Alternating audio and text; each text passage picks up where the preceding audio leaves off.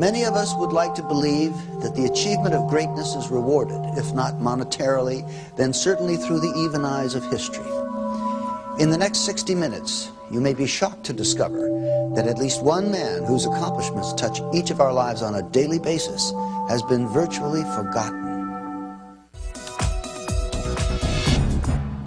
At the head of the 20th century, Nikola Tesla, a Serbian immigrant and inventor whose name is nearly forgotten, catapulted our civilization into the new age. The use of alternating current, radio, fluorescent lighting, remote control, and robotics, a total of 700 patents, are all attributable to this one man. On Thursday, January the 7th, 1943, at approximately 10:30 p.m., with the world engulfed in a struggle against the dark forces of the Nazi war machine, Nikola Tesla breathes his last, dying alone in a small room at the Hotel New Yorker. Outside, the city is alive with his legacy, glistening with the electricity from Tesla's fully realized vision of a world powered by alternating current. He was incredibly aware of the consequences of his scientific inventions and their impact on the total development of mankind. Tesla is buried in relative obscurity, a fallen giant of invention whose discoveries remain the foundation for some of civilization's most important scientific advancements. He is one of the greatest geniuses of the 19th century. Edison was one level of science, but Tesla was many levels higher. He was a lonely character, researching independently, outside mainstream science. He must have appeared to the so-called normal world like a complete eccentric. He gave our country a tremendous package of technology, applications and wonders, and our lives, all our lives are collectively much better because of his work. Why has this great man been so neglected by his fellow scientists and the public? Perhaps the answers lie more in the works never realized by Tesla than in his publicly acknowledged achievements.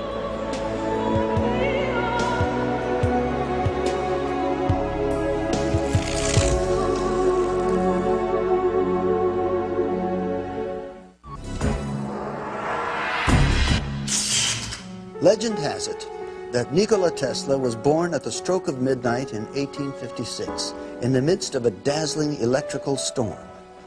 As a young man, his greatest aspiration was to harness the power of Niagara Falls. He achieved that dream, and in so doing, popularized alternating current. Now, already a half-century after his death, a mystery surrounds Tesla. His contributions, which were great and many, have descended into obscurity. Why? Nikola Tesla was a humanitarian, a U.S. patriot, and yes, an unbridled genius. Though he has most often been personified as the quintessential mad scientist, perhaps his only real misdeed was being born ahead of his time. Tesla, a Serb, grew up in a small village in Croatia, the son of a strict clergyman and a brilliant, inventive mother. With a photographic memory and the ability to learn 6 languages by the age of 18, Tesla soon assumes his path in life as a gifted inventor. He has an uncanny ability to visualize his inventions, to assemble, test, and disassemble them to exacting dimensions, all in his mind, either while awake or in his dreams. From the time he was an early child, Tesla had the capability to visualize something so intensely and so vividly that he simply couldn't tell the difference between that and a real object. In 1884, Nikola Tesla emigrates to the United States. Virtually penniless, he presents himself to Thomas Edison and is hired immediately. Okay, Tesla, consider yourself introduced. But when Tesla describes to Edison his intricate plans for alternating current and a polyphase motor system far more efficient than Edison's direct current system, Edison recognizes Tesla as a potentially dangerous competitor. You know, Edison just didn't want anybody to get ahead of him, even if he had a better system. And this is the way it is when you get aggressive people working. They will destroy each other. A prize is offered to anyone who can harness and transmit energy from Niagara Falls to Buffalo, New York. Edison does everything in his power to discredit alternating current and Tesla. Alternating current is a danger to human life. Start the generator.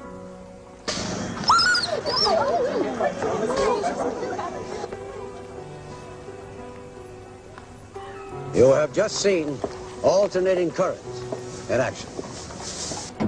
Despite Edison's opposition, Tesla's AC polyphase system is adopted. And in May of 1888, George Westinghouse hears about this remarkable inventor and buys the alternating current patents. By 1897, both Tesla and alternating current become a household name throughout the world.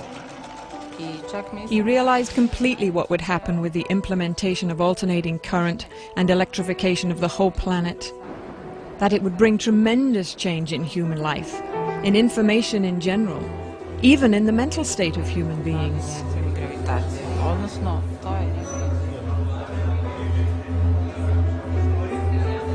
Despite his new notoriety, Tesla is a pure inventor, a great dreamer, and does not actively pursue the commercial exploitation of his ideas. His many remarkable breakthroughs in high-frequency electricity, including radar, radio, neon, and fluorescent lamps, are often attributed to others. For instance, Tesla's invention of shadowgraphs, a system for taking X-ray photographs, predates the work of Wilhelm Röntgen. Tesla's fertile imagination enkindles theories for the internet and television years ahead of their time. Though these visionary leaps are ultimately proven and manifest, Tesla's tendency toward exaggeration and the manner in which he announces his ideas to the press cause the inventor a good deal of public criticism. We must be able to transmit scenes from other places over long distances. Pictures, the news, energy, and why not matter too? Now we must liberate thought. We must set it free of limitations that space and time impose on it, and yet keep its principal characteristics, now and in future centuries. A flamboyant and mysterious man, always too eager to share his ideas with the world, Tesla demonstrates his laboratory experiments to such friends and luminaries as Mark Twain. The man was socially capable of hobnobbing with the most elite people in the world at the time, Mark Twain, Westinghouse, J.P. Morgan, and from his acquaintances was able to finance some of the most spectacular experiments in history. As a publicity stunt, Tesla would sit in his laboratories while massive bolts of electricity danced about him. Without the use of wires, these airborne streamers would freely illuminate the lamps held in Tesla's hand. And Tesla was the first person to really show how to transmit wireless energy through the air to ignite electrical bulbs or electrical tubes. They were fluorescent tubes, which he had in the room. These tubes would respond to different frequencies. So if he produced one frequency, one group of bulbs would light, and if he produced another frequency, another group of bulbs would light. In 1898, while perfecting his patents for the invention of wireless radio transmission, Tesla's laboratory mysteriously burns to the ground. This fire destroys thousands of hours of work, setting the inventor back years and costing him personally over $1 million. Tesla is horrified by the extent of the damage, but his is a resilient spirit. For while the hardware lay in cinders, Tesla's remarkable mental abilities enabled him to begin the process of recreating his work. In 1899, Tesla moves to Colorado Springs to experiment with terrestrial and atmospheric waves. Out on the prairie, he pursues his passion for discovering sources of free energy, both above and below the surface of the Earth. While investigating a phenomenon known as the Schumann cavity, he develops his theories for tapping limitless sources of power that all people of the world may share. Surrounding the Earth, there's a cavity that resonates at about 8 cycles per second. And this cavity exists between the Earth we're standing on now and the bottom of the ionosphere, about a 60-kilometer gap. In this three-dimensional resonant cavity, in that cavity, you can transmit power, electromagnetic energy, at 8 hertz with almost no attenuation. The Schumann cavity is pumped or fueled at this time with megawatts of power from the lightning strokes that are occurring many times a second on a worldwide basis. It's rather like a child who's playing with a tetherball. Tesla was so creative, he envisioned using his power transmitter to spank the ball, put a great big ball of electricity, if by analogy a pulse of electricity, in the ionosphere, and it would very weakly distribute itself all the way around the world. And when it came around the other side, just at the right moment, he would spank it again with another pulse of electricity, and he'd keep doing this until the accumulated energy was so great that it would be a resource to be pulled back out of the sky by a proper antenna. Tesla's idea was to be able to provide power equally to all people on Earth. At this time, there are 2 to 3 billion people on this planet that can't go home at night and turn on their lights. We can. The people that can are living in poverty. Tesla saw that there was a division between the have and the have-nots, and he was determined to make electrical power equally available to all people on this planet as a gift. Tesla develops the technology at Colorado Springs to produce astonishingly high voltages and currents.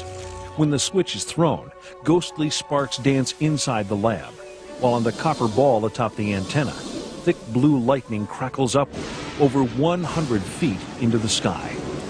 Thunderclaps are heard over 15 miles away. It is one of the great inventor's crowning achievements, man-made lightning. At Colorado Springs, he had a 56 kilovolt ampere Westinghouse transformer that George Westinghouse gave to him, and it had various taps on it up to 55,000 volts. And through the amplification of this transformer into his magnifying transmitter, he's able to actually blowing up the Colorado Springs, some of the generators in the power at Colorado Springs plant at a distance of about 25 miles away. Originally it was thought that he generated or used so much power from the utility company that it burned out a couple of their generators. Since then there's been some conjecture that actually he was picking up more energy from the surrounding air at that high altitude, and it was feeding back into the generator, and you cannot feed electrical energy back into a generator, and that's what blew him out. And they wouldn't sell him any more power until he and his assistant went down and repaired the generators. Tesla determines that waves of energy in the Earth can be used to transmit power to any point on the globe. In laboratory tests, he successfully demonstrates the illumination of wireless lamps many miles from the laboratory. But his experiments also produce more ominous possibilities. Alpha waves in the human brain are between 6 and 8 hertz.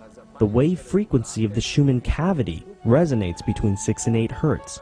All biological systems operate in the same frequency range. The human brain's alpha waves function in this range, and the electrical resonance of the Earth is between 6 and 8 hertz. Thus, our entire biological system, the brain and the Earth itself, work on the same frequencies. If we can control that resonance system electronically, we could directly control the entire mental system of humankind. Tesla, aware of the awesome power this aspect of his discovery might unleash, decides to keep it under wraps. With the success of the Colorado experiments, Tesla moves back to New York City. After courting several financial backers, he is introduced to J.P. Morgan, the infamous banker and international financier. Morgan is convinced by Tesla's promise that he can, quote, build a world broadcasting system that will earn millions.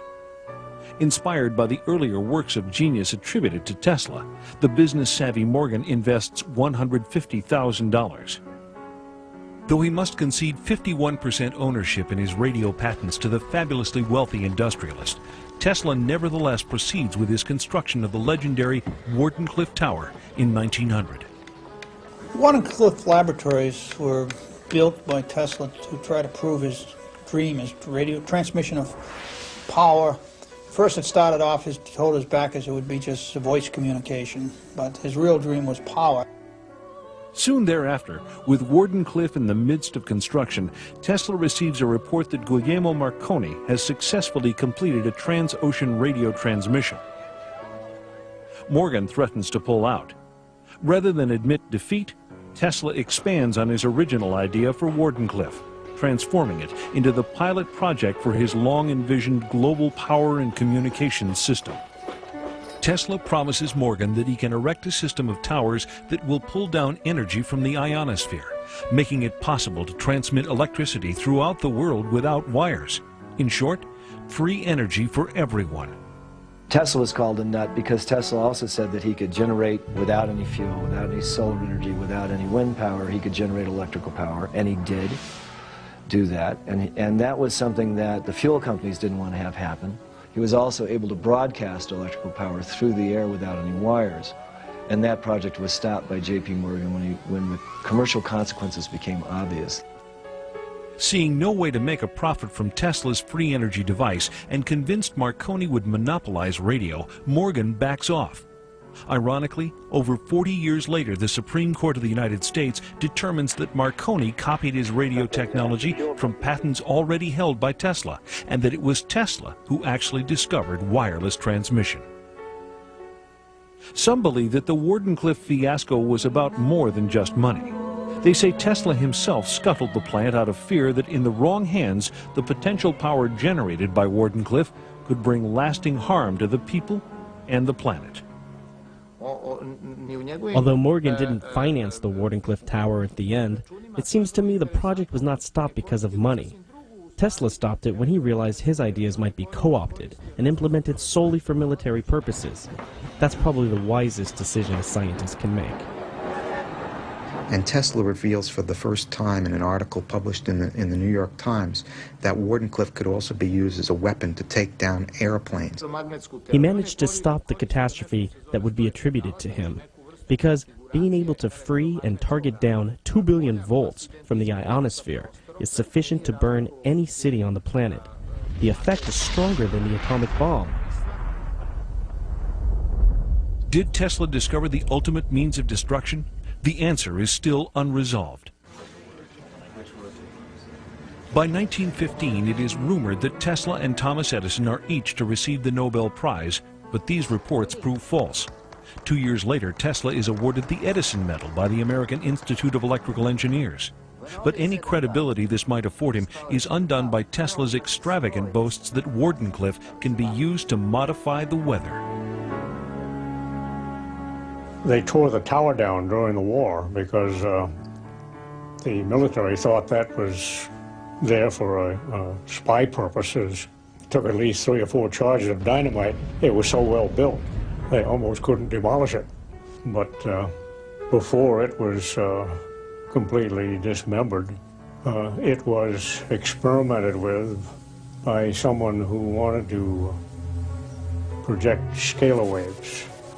All the birds, seagulls, and everything else left the area. There wasn't one within 20 miles.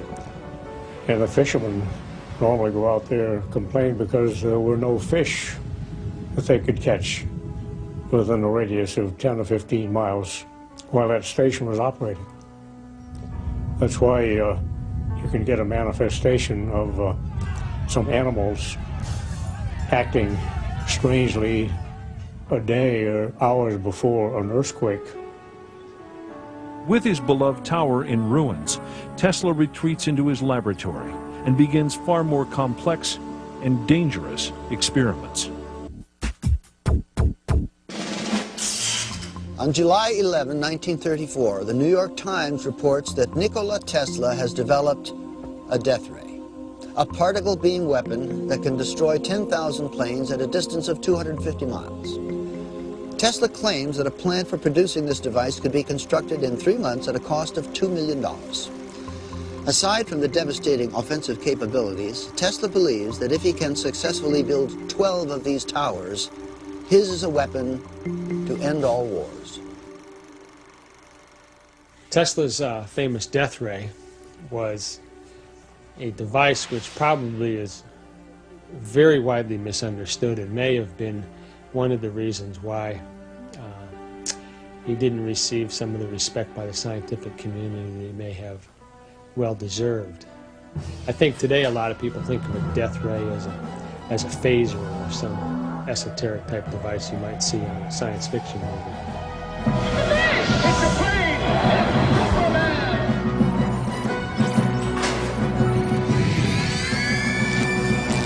Tesla's claims terrify the public, but fascinate Hollywood.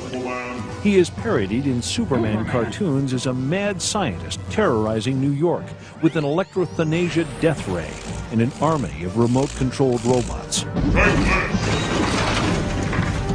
Tesla's death ray was actually a particle beam weapon. A particle beam weapon which he had developed in the 30s. It was based on the principle of electrostatic acceleration of minute particles of charge, similar to work being done by the Department of Defense. The basic concept is that you take a particle, a micro projectile it's called, and through the use of high voltage, you accelerate it to great velocities. The velocity being very high, the particle doesn't have to be very big to do a lot of damage. If you get a stream of these things being accelerated and projected, you will do substantial damage. You'd be able to knock down a missile in space, for instance. With only 12 such plants strategically placed around the United States, Tesla claims his teleforce can be used to keep the United States safe from all foes. With the world on the verge of World War II, the United States government takes an active interest in the Tesla death ray. Because he was a patriot, he offered this system to the United States government. The United States government developed and worked and engineered this particle beam weapon beginning in the 40s. We don't know what the extent of the research was or where it went from there, but we do have declassified documents released under the Freedom of Information Act that demonstrate the U.S. government's extreme interest in Tesla's particle beam weapon. The New York Times states that Tesla's death ray, which can send concentrated beams of particles through the air and cause armies of millions to drop in their tracks, is the most important of Tesla's inventions. But in an unprecedented decision, Tesla makes the exploitation of his invention by any single government impossible. He distributes the plans in proprietary segments, like the pieces of a jigsaw puzzle. He gave it to the English, Canadian, American, and Russian governments so that they had to sit down together, to collaborate if they wanted to realize the whole invention. He realized that people are not conscious enough to handle this information. That's why Tesla put these governments into mutual dependability. There's some evidence that Tesla had given the plans to the Russians who were on our side at that time. In the 1970s, Aviation Week showed an article on the Russian particle beam weapon, and Tesla's particle beam weapon didn't surface until about 10 years later when Andrija Puharich brought it out, and the schematics exactly matched the Russian particle beam weapon. Head of U.S. Air Force Intelligence, Major General George Keegan, describes the Soviet system. And what comes out of the end of this little magnetic tube are pulsed proton beams, 100 billion electron volts, each at energy levels at 10 to the 10 joules. That's just simply more energy than any man has ever conceived of in the United States. And then you have to bend that beam, and you have to burn it through the atmosphere, and you have to find an object to aim it at. Nikola Tesla sent a proposal to Russian scientists and engineers on May 16, 1935, concerning high voltage and the acceleration of charged particles. He received a list of follow-up questions from them in November of that year. Military scholars contend that the Soviets achieved a 100% Star Wars defense by 1968. We had learned through very sensitive sources that the Soviets in 1977 would test in space the most powerful laser in history, 10 times more powerful than any laser we have under development in the U.S. Finally, when I became Chief of Air Force Intelligence, my first act of office was to put out an order stating that this device and this development would be the #1 priority in Air Force Intelligence. So we set up a meeting with 40 or 50 of the top nuclear scientists in the free world, from Edward Teller on down. And these scientists, for 6 years, under a $60 million secret project called Project Seesaw, had been trying to develop an electron beam to shoot down ICBMs, and they failed. And now, both in the White House and in the Department of Defense, there is an embarrassed silence as the technicians and scientists on both staffs, now having examined the massive body of research we did in the Air Force, suddenly realize that they may have misinformed the American public. Was President Ronald Reagan merely attempting to catch up with the Soviets in his development of the Strategic Defense Initiative? All we can do is make sure that technology becomes the ally and protector of peace, that we build better shields rather than sharper and more deadly swords. In so doing, maybe we can help to bring an end to the brutal legacy of modern warfare. As a result of America's delays in weaponry development, Tesla's discoveries are only now, nearly 100 years later, being adapted for both offensive and defensive purposes. The latest development? Space-based particle beam satellites. The paper which showed the technology to make the anti-war machine was eventually published in the proceedings of the International Tesla Society. So it's in the public domain now how to do it. And what is uncanny is that when one knows today's Star Wars program and the beam weaponry that has been selected, it is almost identical to what was proposed by Tesla. At the time that I came across the documents, I took it to experts in the aerospace field and asked them to look at his technique for generating high voltages. At the time, the aerospace firm I was working with was working on particle beam technology, and they had a study group that was working on proposals to give to the government on directed energy weapons. I gave that proposal to the Advanced Projects Research team and asked them to consider it. The only word that I ever got back from them was that they said it was interesting, and they would say no more. Tesla certainly spoke of a very large series of very powerful weapons. I think that's a reasonable thing, and let's approach it this way. Certainly I'm on record as saying the weapons exist and that several nations have weaponized them. We know that the Russians very early on were interested in things like free energy right out of the vacuum, and they were interested in weapons. What became of Tesla's weapon? It's never been heard from since. It may be something that's in a closet somewhere. It may be something that's used. It may be in orbit. We don't know. There is no question today that the Soviet Union has these weapons. And if what I put together is correct, and I'm absolutely convinced it is, 3 other nations of the world also developed those weapons and resoundingly checked the Soviet Union. The other 3 are friendly to the United States, not hostile. And I think that played one great part in the fall of the Soviet Empire. 3 other nations today are indeed working on what I call the Tesla weapons, or really scalar electromagnetic weapons. And these nations are not really friendly to the U.S. at all. So it's a much more dangerous world that has emerged. In an article published November 3rd, 1998, Bill Gertz of the Washington Times writes, "The Chinese Army is building laser weapons and already possesses particle beam weapons capable of damaging sensors on space-based reconnaissance and intelligence systems. If the People's Liberation Army has beam weapons, what..." We do have particle beam weapons. I've used them. We did underwater tests off the coast of California. The capabilities are awesome. You can knock down a satellite, a ship, a plane, anything. In the global race for new technology, it appears that Tesla's death beam is not the only secret invention that supposedly disappears when he dies. On July 4th, 1976, the celebration of America's bicentennial, a strange new signal is monitored on ham radio frequencies. This high-pitched chattering is dubbed the woodpecker signal by the Central Intelligence Agency. They have no idea what it is, but they are able to triangulate its source to a Soviet transmitter in Latvia. The Soviets had experimented with creating artificial aurora. Not sure what their objective was, but I think it was probably designed to prove that you could project very low frequency energy over the horizon, over great distances, and cause certain effects.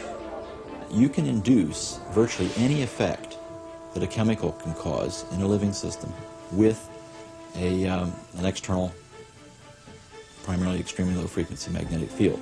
My personal feeling is that primarily I think it was designed to communicate with their submarines. On July 13, 1977, at 9:19 p.m., the woodpecker signal abruptly stops. A strange corona forms around Edison electric power generators servicing New York City, and the entire city is suddenly plunged into darkness, creating chaos and confusion. The blackout is similar in its effects to Tesla's Colorado Springs experiment that overloads and sets ablaze the local electrical power plant. As things started to brown out, we started seeing very strange things happen to New Yorkers who went berserk. It was literally absolutely dangerous to be there in New York City. And it was a headache for police and who knows, all the security people around. Was it Tesla's secret that electricity could alter the mental state of human beings? If so, was that secret delivered into the wrong hands? And who is responsible for the Tesla-inspired program known as HARP? A government project some experts believe is the first stage of an entirely new phase in weapons technology.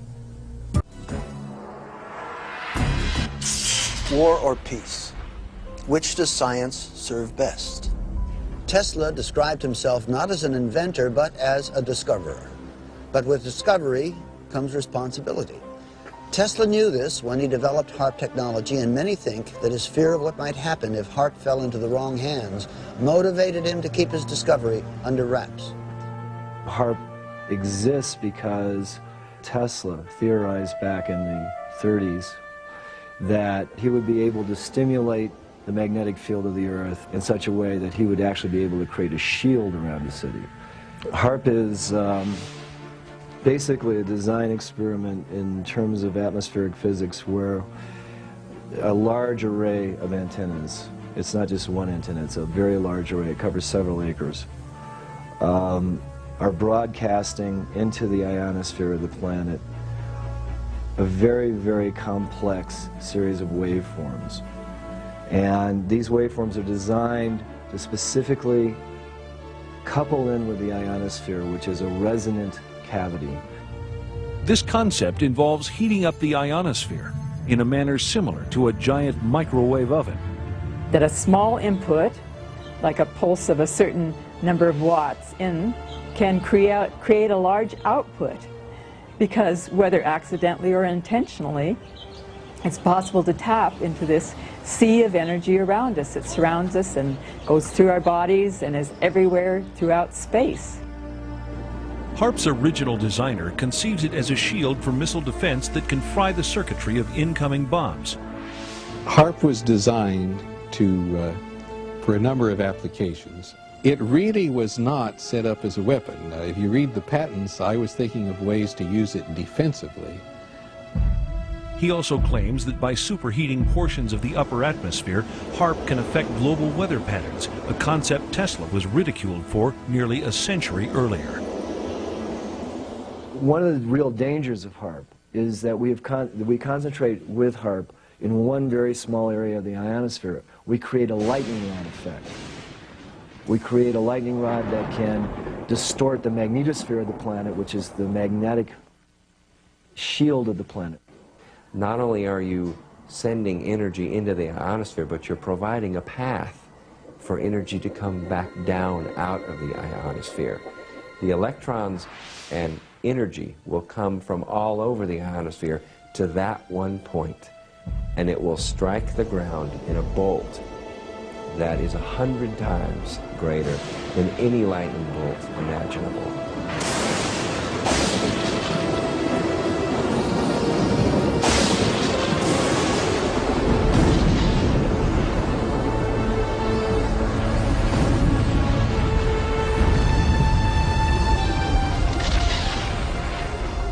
of like 3 or 4 Mount St. Helens volcanoes going off each second. The true power of HAARP technology is not yet known, and there is no civilian monitoring agency. The possibility that HAARP may be capable of enormous planetary disruptions, including weather changes, global warming, or even slowing the Earth's orbit by shifting the shape of the ionosphere, may tell us why Tesla suppressed the blueprints for this invention. He stopped his power shield defense project in 1905 because he realized that such a resonant system of 5 towers around the globe could cause a tremendous destruction of humankind. Not long after, Tesla's money runs out. His main supporters either die or sever relations. As his anonymity increases, he continues with even more esoteric research. He was very much concerned with being able to utilize the phenomenon of resonance to do certain things, not the least of which was to destroy certain materials. And that was evidenced later on by that experiment he did on Wall Street, where the new building, steel building, was going up, and he tried out one of his resonators, nothing more than a mechanical vibrator that was battery operated, and set up a resonance in the steel beams to the point where it kept building up, like pushing a kid on a swing, you know, keep pushing, and a little push will take it a lot further every time. And he almost brought the building down, scared the people who were working on it. They thought they were having an earthquake. And they went down and called the police and everything else. Tesla got a little bit scared and picked up his equipment, put it in his pocket, and went home. He had one other unfortunate incident which today we would laugh at, but was very serious at the time. He picked up radio signals from space. You know, we know today, of course, that planets radiate RF noise and so forth. But when he announced this, it just caused a sensation, and all the scientists said immediately, "What a kook, you know, what an idiot." There were rumors you went to Colorado Springs in order to contact Mars, is that true? I never intended to. However, I recorded certain electrical impulses of unknown origin, and these were repeated at constantly timed intervals. It's possible they were a kind of signal from space. And did you in turn send them a message? Ask the Martians that question. Mr. Tesla, That's all today. No more questions, please. They got to thinking, I'm sure, well, he's talking crazy now. He's feeding pigeons in the park, and he's got this crazy idea of transmitting signals to Mars. And Tesla is so advanced in his thinking, so sensitive and eccentric, that few of his colleagues understand his work. He is perceived as snobbish and overconfident. He was ostracized, I think, primarily because of his difference and because of his radical statements and because of his pronouncements of great systems. They didn't have the foggiest notion of what he was talking about. Nikola Tesla saw many of his inventions scrutinized, then adopted by the military. However, it becomes apparent that as a citizen of the planet, Tesla ultimately serves a much higher authority. He met Swami Vivekananda in New York City in the late 1890s. Swami Vivekananda was probably the first yogi to come to this country with Eastern philosophy and present it to the West. It was at Swami Vivekananda's lectures that Tesla picked up the Sanskrit terminology, prana, akasha, and the concepts of the ether that led him to determine, or actually led him to a point where he could describe succinctly the physics of the universe, the physics of matter creation in this dimension. In many of his letters, he wrote that if he were to choose a religion, it would be Buddhism. All his stories about his journeys in other worlds, about dreams, about machines that operated in his imagination, were manifestations similar to the experience of the shamans. It was known that his solutions came during a dream. Tesla's view of the universe, his cosmology, if I might call it that, is based on viewing life from a spiritual point of view. And it was in the science of the ancient works of the Vedas, where he found the spiritual terminology to describe what he saw manifest in the physical world. What leads Tesla to this spiritual awakening may never be known. But it is not uncommon among those forward-thinking patrons of discovery, people like Robert Oppenheimer, father of the nuclear bomb, or Albert Einstein, that in the end they recognized the singular perfection of the interconnected and life-imbuing system of our planet.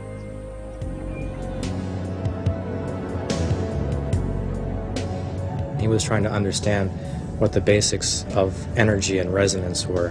What is the nature of the energy that's in the cosmos? What's the basic essence of the energies that come through nothingness to give us something? I think those were the questions that Tesla was intrigued with. When Tesla dies at the age of 87, his legacy of over 700 important patents slip into obscurity, forgotten by nearly everyone except the U.S. government. Tesla's possessions are sequestered in a government warehouse for 10 years following his death. Official reports confirm that the collection was microfilmed during this period. When contacted, however, no government agency revealed any information regarding these microfilms.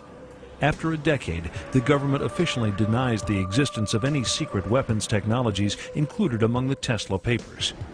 Rumors nevertheless persist to this day. Whatever may have befallen Tesla's undeveloped discoveries, the inventions that remain contribute daily to our science, our medicine, and our environment. Perhaps this is what Tesla ultimately envisioned. Perhaps the missing secrets of Nikola Tesla are right where they belong.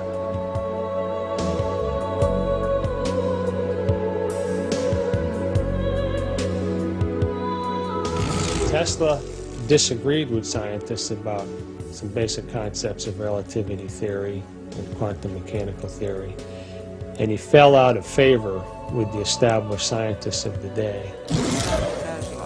Tesla was very knowledgeable about quantum mechanics and Einstein's theory of relativity. Both were developed during his lifetime.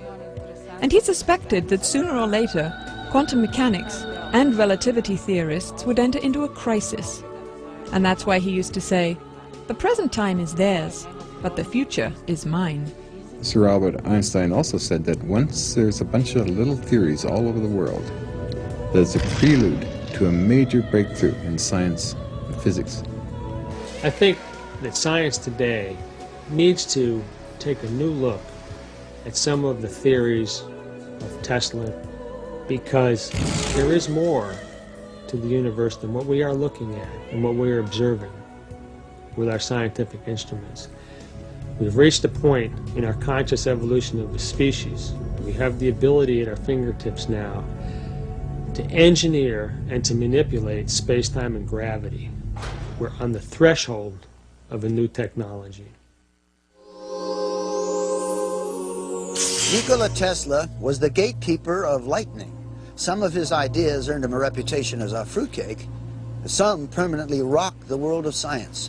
Still others changed our planet and our lives. The next time you plug in your cable TV, remember the man who made it all possible. You might also imagine a world with free, unlimited energy, and a world without wires, because that's what we lost when we lost the lightning of Nikola Tesla. I'm anyone who can harness and transmit energy from Niagara Falls to Buffalo, New York. Edison does everything in his power to discredit alternating current and Tesla. Alternating current is a danger to human life. Start the generator.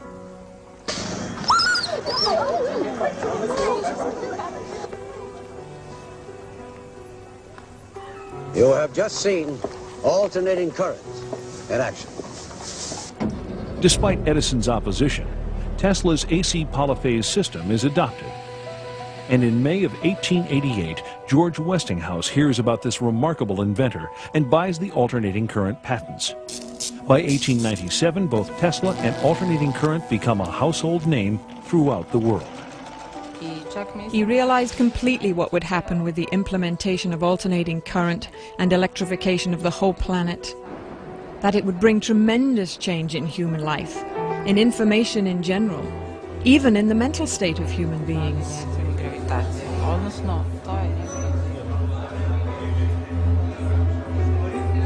Works never realized by Tesla than in his publicly acknowledged achievements.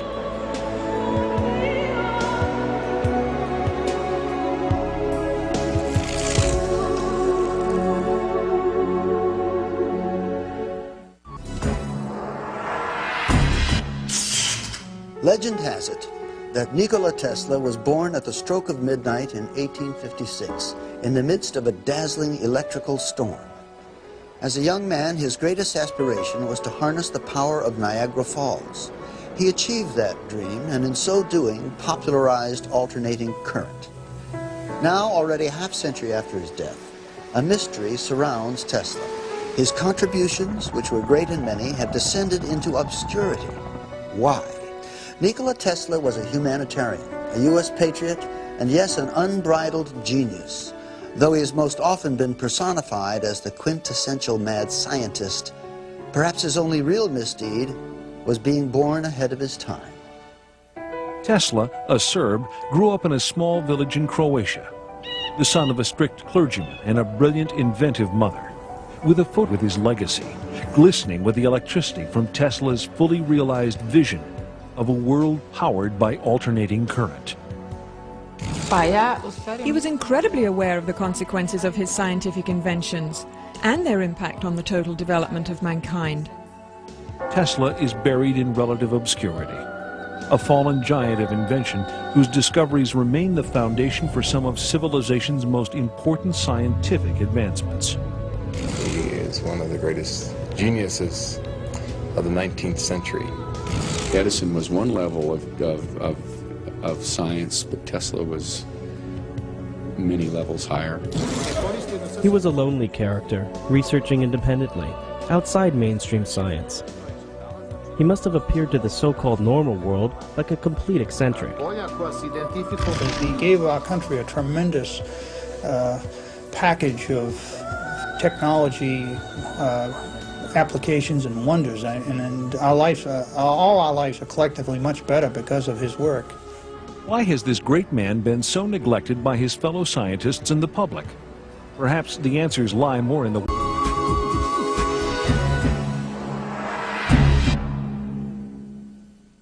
Many of us would like to believe that the achievement of greatness is rewarded, if not monetarily, then certainly through the even eyes of history. In the next 60 minutes, you may be shocked to discover that at least one man whose accomplishments touch each of our lives on a daily basis has been virtually forgotten. At the head of the 20th century, Nikola Tesla, a Serbian immigrant and inventor whose name is nearly forgotten, catapulted our civilization into the new age. The use of alternating current, radio, fluorescent lighting, remote control, and robotics, a total of 700 patents, are all attributable to this one man. On Thursday, January the 7th, 1943, at approximately 10:30 p.m., with the world engulfed in a struggle against the dark forces of the Nazi war machine, Nikola Tesla breathes his last, dying alone in a small room at the Hotel New Yorker. Outside, the city is alive. Photographic memory and the ability to learn 6 languages by the age of 18, Tesla soon assumes his path in life as a gifted inventor. He has an uncanny ability to visualize his inventions, to assemble, test, and disassemble them to exacting dimensions, all in his mind, either while awake or in his dreams. From the time he was an early child, Tesla had the capability to visualize something so intensely and so vividly that he simply couldn't tell the difference between that and a real object. In 1884, Nikola Tesla emigrates to the United States. Virtually penniless, he presents himself to Thomas Edison and is hired immediately. Okay, Tesla, consider yourself introduced. But when Tesla describes to Edison his intricate plans for alternating current and a polyphase motor system far more efficient than Edison's direct current system, Edison recognizes Tesla as a potentially dangerous competitor. You know, Edison just didn't want anybody to get ahead of him, even if he had a better system. And This is the way it is when you get aggressive people working. They will destroy each other. A prize is offered to